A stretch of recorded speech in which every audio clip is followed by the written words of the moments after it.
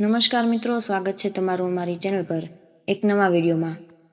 તો વિડીયોમાં અંત સુધી જોડાયેલા રહેજો અને જાણો કે મકર સંક્રાંતિ પર કઈ વસ્તુઓનું દાન કરવાથી સુખ અને સમૃદ્ધિ વધે છે।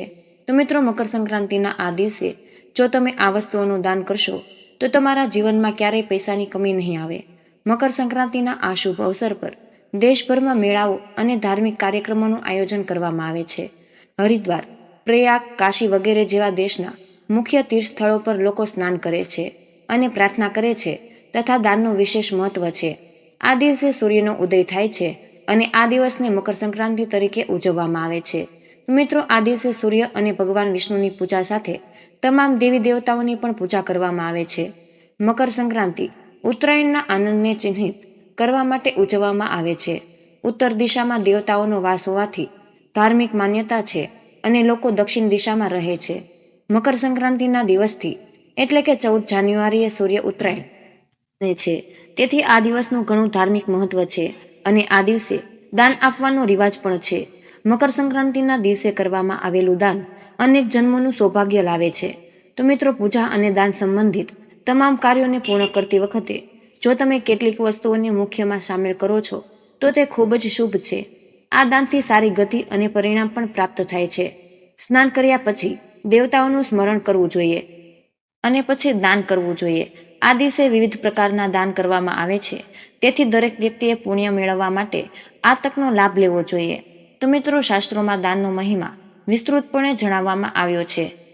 તો ચાલો આપણે જાણીએ કે મકર સંક્રાંતિ પર કઈ વસ્તુઓનું દાન કરવું તમારા માટે ખૂબ જ શુભ રહે છે।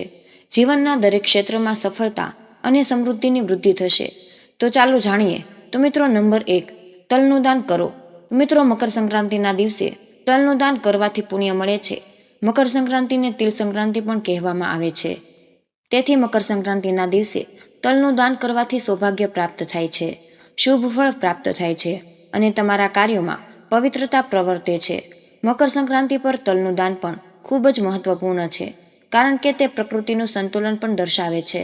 દાન દ્વારા આધ્યાત્મિક ક્ષેત્રે પ્રગતિ થાય છે। જીવનમાં કોઈપણ પ્રકારના ઋણમાંથી મુક્ત થવાનું ગૌરવ પ્રાપ્ત થાય છે।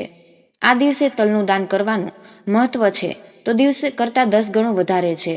જો તમે મકર સંક્રાંતિ સિવાય અન્ય કોઈ દિવસે તલનું દાન ન કરો તો આ દિવસે તલનું દાન કરવાનું મહત્વ વધુ છે। જો તમે તલનું દાન કરો છો તો તમને પુણ્ય મળે છે, પરંતુ મકર સંક્રાંતિ પર આ પુણ્ય 10 ગણું વધી જાય છે। દાન ક્યારેય વ્યર્થ જતું નથી। મકર સંક્રાંતિના દિવસે બ્રાહ્મણોને તલથી બનેલી વસ્તુઓનું દાન કરવું જોઈએ, તે ખૂબ જ શુભ માનવામાં આવે છે। એવું કહેવાય છે કે શનિદેવે પોતાના પિતા સૂર્યદેવની પૂજા માટે કાળા તલનો ઉપયોગ કર્યો હતો। તેનાથી પ્રસન્ન થઈને સૂર્યદેવે તેમને વરદાન આપ્યું કે જ્યારે પણ તેઓ મકર રાશિમાં આવશે ત્યારે તેમની આ તલથી પૂજા કરવામાં આવશે અને તલનું દાન કરવાથી જ તે પ્રસન્ન થશે। આ દિવસે ભગવાન સૂર્યની પૂજા ફક્ત તલથી કરવી જોઈએ અને તલનું જ દાન કરવું જોઈએ। આ દિવસે તલનું દાન કરવાથી શનિદોષ પણ દૂર થઈ જાય છે। નંબર 2, મકર સંક્રાંતિ પર ગોળનું દાન કરવું। તો મિત્રો, ગોળથી બનાવેલ વસ્તુઓનું દાન કરવું ખૂબ જ શુભ માનવામાં આવે છે। તેઓ સૂર્ય સાથે સંબંધિત મનાવવામાં આવે છે અને આ દિવસે ગોળનું દાન કરવું શુભ માનવામાં આવે છે।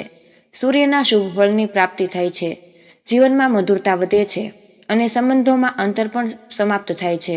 સમયસર ગોળનું દાન કરવાથી માન સન્માન મળે છે, વ્યક્તિને સમાજમાં કીર્તિ અને યશ મળે છે।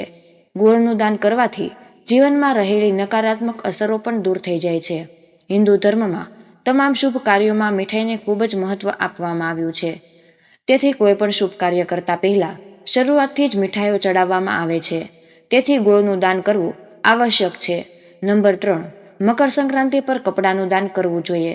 તો મિત્રો, મકર સંક્રાંતિના દિવસે વસ્ત્રોનું દાન કરવાથી વ્યક્તિના પરિવારની સંપત્તિમાં વધારો થાય છે। જો આ દિવસે લાલ રંગના કપડાનું દાન કરવામાં આવે છે તો સમૃદ્ધિ સાથે ધનની પણ પ્રાપ્તિ થાય છે। આ દાન કરીને વ્યક્તિના જીવનની દરેક મુશ્કેલીઓ દૂર થઈ જાય છે। આ દાન વ્યક્તિને જીવનના દરેક સંકટમાંથી બચાવી લે છે। આ દાન કરવાથી વ્યક્તિ પોતાના ભવિષ્યને સંવારી શકે છે। આ દિવસે ગરમ વસ્ત્રો જેમ કે ધાબળા, લંગોટી વગેરેનું દાન કરવું ખૂબ જ શુભ માનવામાં આવે છે।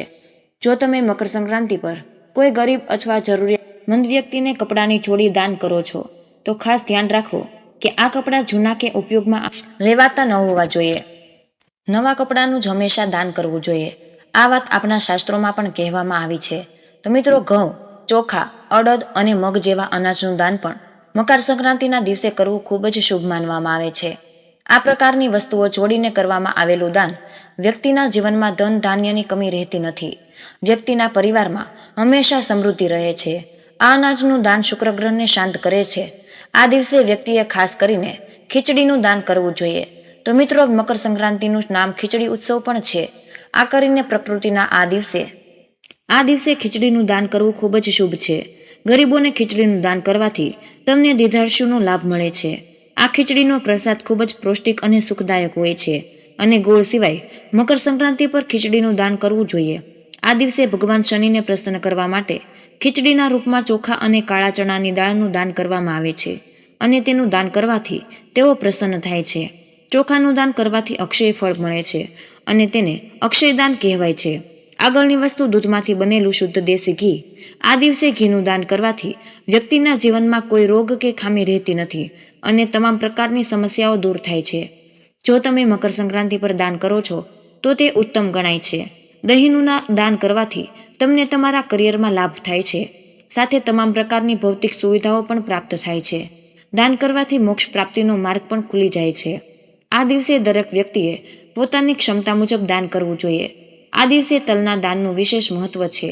તેથી મકર સંક્રાંતિને તિલ સંક્રાંતિ તરીકે ઓળખવામાં આવે છે. તલના બીજનું દાન કરવાથી સાથે તમારા મકર સંક્રાંતિ પર સંક્રાંતિ તરીકે પણ ઓળખવામાં આવે છે. તમારે મકર સંક્રાંતિ પર ભગવાન વિષ્ણુ, સૂર્ય અને શનિદેવની તલથી પૂજા કરવી જોઈએ.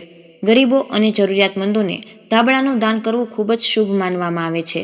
તમારી ક્ષમતા મુજબ જે પણ વસ્તુ ઉપલબ્ધ હોય તેનું દાન કરવું જોઈએ અને મહાન પુણ્યના ભાગીદાર બનવું જોઈએ. ધાબળાનું દાન કરવાથી અનેક ફાયદા થાય છે. રાહુની અશુભ અસર તમારા પરથી દૂર થઈ જાય છે. જ્યોતિષશાસ્ત્ર અનુસાર ગુરુની પ્રિય વસ્તુ માનવામાં આવે છે. તેથી ગોળનું દાન શુભ ગણાય છે. મકર સંક્રાંતિના દિવસે ગોળનું સેવન કરવું પણ અત્યંત શુભ માનવામાં આવે છે. આમ કરવાથી અત્યંત શુભ માનવામાં આવે છે. આમ કરવાથી શનિ, ગુરુ અને સૂર્યના તમામ અશુભ પ્રભાવ દૂર થઈ જાય છે. તો મિત્રો, મકર સંક્રાંતિના દિવસે ચૂપચાપ ગાયને ખવડાવી દો આ એક નાની વસ્તુ, તો તમને કરોડપતિ બનતા કોઈ જ નહીં રોકી શકે. તો મિત્રો, જ્યારે સૂર્ય કોઈ પણ રાશિમાં પ્રવેશ કરે છે ત્યારે તેને સંક્રાંતિ કહેવાય છે. જ્યારે સૂર્ય મકર રાશિમાં પ્રવેશે છે તેને મકર સંક્રાંતિ કહેવામાં આવે છે. મકર સંક્રાંતિના દિવસે સૂર્યદેવની પૂજા કરવાથી ખૂબ જ શુભ ફળ મળે છે. મકર સંક્રાંતિના દિવસે પવિત્ર નદીમાં સ્નાન કર્યા પછી સૂર્ય પૂજા કરવાવાળા લોકોને આરોગ્ય, ધન, સુખ, સમૃદ્ધિ અને અક્ષય પુણ્યની પ્રાપ્તિ થાય છે. તો મિત્રો, મકર સંક્રાંતિનો પર્વ આખા ભારતમાં ધામધૂમથી મનાવવામાં આવે છે. મકર સંક્રાંતિના દિવસે સૂર્ય પોતાના પુત્ર શનિની રાશિ મકરમાં પ્રવેશ કરે છે. એવી માન્યતા છે કે મકર સંક્રાંતિના દિવસે પાણીમાં કાળા તલ અને ગંગાજળ મેળવીને સ્નાન કરવાથી કુંડળીના ગ્રહદોષ સમાપ્ત થઈ જાય છે અને સૂર્ય અને શનિ બંનેની કૃપા મળે છે. મકર સંક્રાંતિથી સૂર્ય ઉત્તર દિશા તરફ ગતિ કરે છે. આ દરમિયાન સૂર્યનું તેજ વધારે હોય છે. એ જ કારણ હોય છે કે મકર સંક્રાંતિ પર સૂર્ય પૂજા કરવાથી માન સન્માન અને ધન અને સ્વાસ્થ્યનો લાભ મળે છે. એવું કહેવાય છે કે આ દિવસે ગોળ, વસ્ત્ર, કાળા તલ વગેરેનું દાન કરવાવાળા લોકોને મોક્ષની પ્રાપ્તિ થાય છે.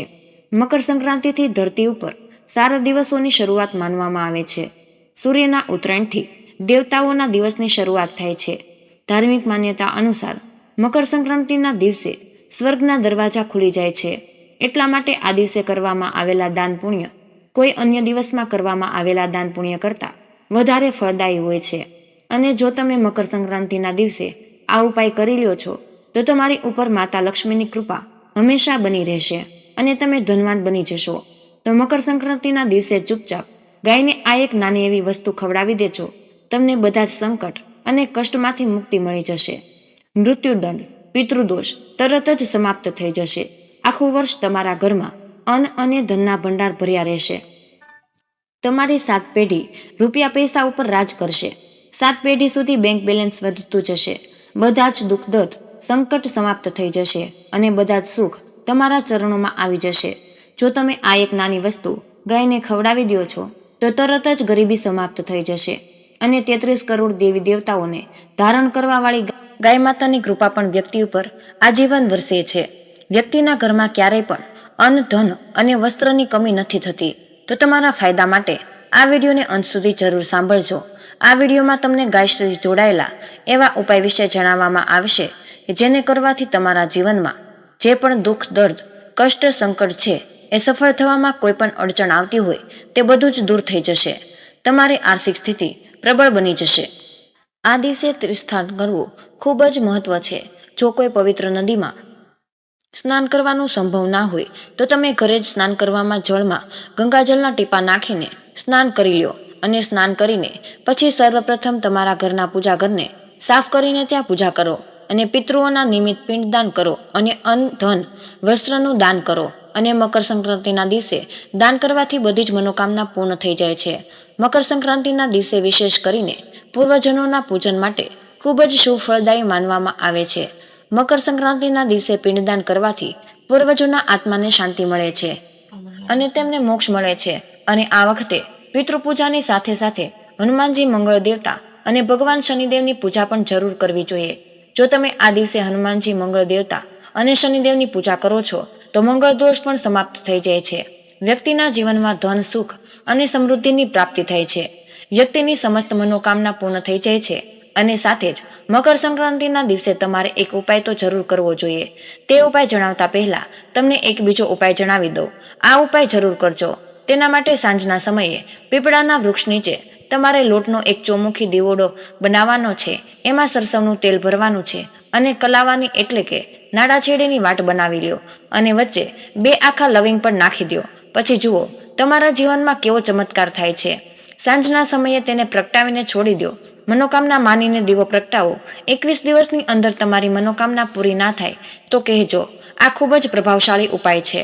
આ ઉપાય તમને ખૂબ જ લાભ આપશે. તો હવે જાણીએ કે ગાયથી જોડાયેલા કયા કયા ઉપાય છે જે તમારે આ દિવસે કરવા જોઈએ અને જેને કરવાથી વ્યક્તિને 7 પેઢી સુધી બેંક બેલેન્સની કોઈ કમી નથી રહેતી. તમારા દુઃખ, દર્દ, કષ્ટ, સંકટ દૂર થઈ જાય છે અને બધા સુખ વ્યક્તિના ચરણોમાં આવી જાય છે. વ્યક્તિના જીવનમાં કોઈ પણ પ્રકારની કમી નથી રહેતી. તો કયા કયા ઉપાય છે એ ધ્યાનથી જરૂર સાંભળજો. તો મિત્રો, આ ખૂબ જ પ્રભાવશાળી અને ચમત્કારી ઉપાય છે જે તમારી કિસ્મતને ચમકાવી દેશે. સનાતન પરંપરામાં ગાય, ગંગા અને ગાયત્રીનું ખૂબ જ ધાર્મિક મહત્વ છે. મિત્રો, એવી માન્યતા છે કે ગાય માતાના શરીર ઉપર 33 કરોડ દેવી દેવતાઓનો વાસ હોય છે. ગાય માતાની પૂજા કરવાવાળા જાતક ઉપર આ બધા જ દેવી દેવતાઓની કૃપા વરસે છે. ગાયની સેવાથી આ જન્મના અને પાછળના જન્મના બધા જ પાપ નષ્ટ થઈ જાય છે. ગાયની કૃપા મેળવવા માટે તમારે અઠવાડિયામાં એકવાર અથવા તો મહિનામાં એકવાર પૂરા પરિવાર સાથે ગૌશાળા જવાનો નિયમ જરૂર બનાવવો જોઈએ અને ત્યાં જઈને ગાયને લીલું ઘાસ જરૂર ખવડાવજો. તેનાથી તમને શુભ ફળની પ્રાપ્તિ થશે અને સાથે જ ગાયની સેવા અને પૂજા કરવાથી નવગ્રહ શાંત થઈ જાય છે. તેનાથી જોડાયેલ તમામ દોષો સમાપ્ત થાય છે. ગરમીમાં ગાય માતાને પાણી પીવડાવો અને શિયાળામાં ગાય માતાને ગોળ જરૂર ખવડાવવો જોઈએ. અનેક દેવી દેવતાઓ પોતાના શરીર ઉપર ધારણ કરવાવાળી ગાય માતાથી જોડાયેલા કેટલાક શુભ અને અશુભ સંકેત પણ હોય છે. મિત્રો, ગાયનું દૂધ દોતા સમયે જો ગાય ઠોકર મારી દે અને બધું દૂધ ઢોળાઈ જાય તો અપશુકન થાય છે.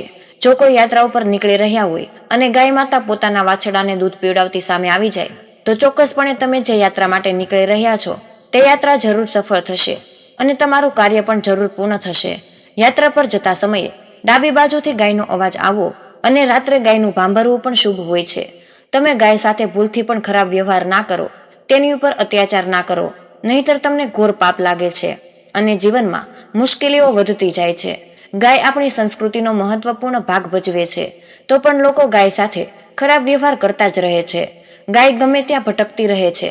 લોકો તેને પૂરતું ઘાસ પણ નથી આપતા.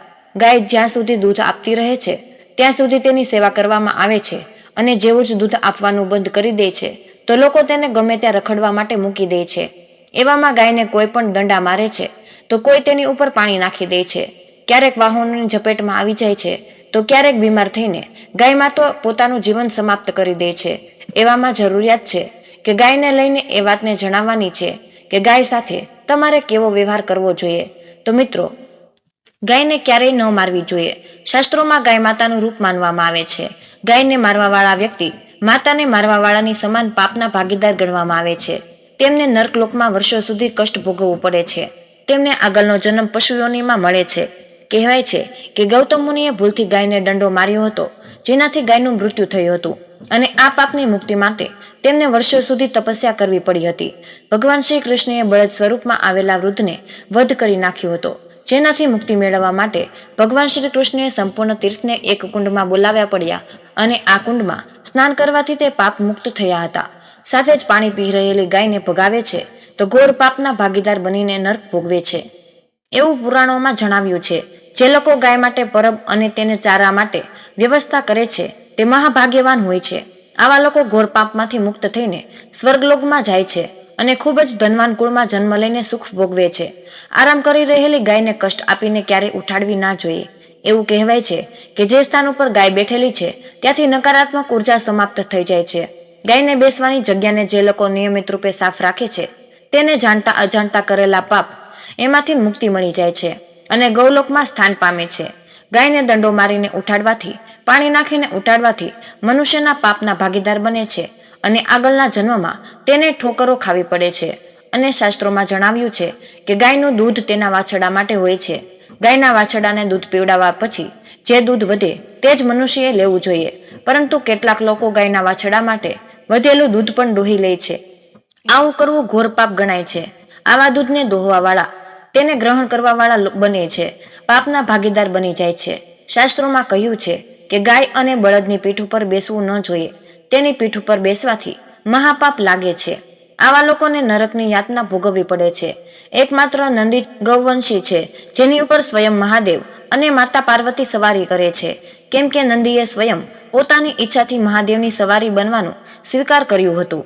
જો પિતૃદોષ હોય તો ગાયને રોજ કે પછી 2 દિવસ, એકાદશીના દિવસે, દરેક અમાસના દિવસે, દરેક પૂર્ણિમાના દિવસે કે કોઈ પણ ખાસ દિવસ ઉપર ગાયને રોટલી, ઘાસચારો ખવડાવવાથી પિતૃદોષ સમાપ્ત થઈ જાય છે. તેમજ જન્મકુંડળીમાં જો ગુરુ નીચ રાશિમાં આવી ગયો હોય, મકર રાશિમાં હોય, તો સામેથી જ ગાય માતા આવતી દેખાય તો ગાય માતાને તમારી જમણી બાજુથી જવા દેવી જોઈએ. તમારી યાત્રા જરૂર સફળ થઈ જશે અને જે ઘરમાં ગાય હોય છે તે ઘરમાંથી વાસ્તુદોષ સમાપ્ત થઈ જાય છે. જો તમે ગાય માટે રોટલી બનાવતા હોય તો કોશિશ કરો કે તરત જ એ રોટલી ગાય માતાને ખવડાવી દો. જો તમે તે રોટલીને રાખી દેશો અને તેને બીજા દિવસે આપશો તો તે વાસી માનવામાં આવશે.